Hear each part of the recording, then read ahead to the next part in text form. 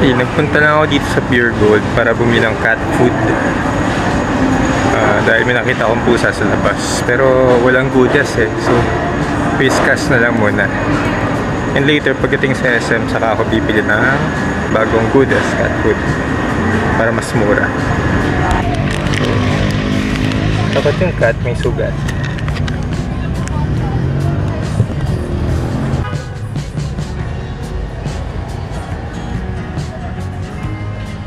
Yan na siya. So kung gusto niyang pakainin, nasa Makimura Ramen Bar yung cat na to, or sa likod ng Pickup Coffee dito sa Harbor Point.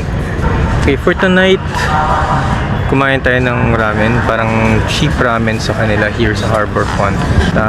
Nagkasos 269 ramen, original tonkatsu, tsaka red iced tea. So okay naman siya, pero syempre for the price, iba pa rin yung mga Mendocoro. Masyadong creamy lang, nakakabusog, hindi ko nga naubos eh.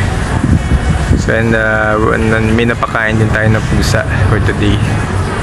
Okay, that's it for now. Good night. See you on the next vlog. Bye bye.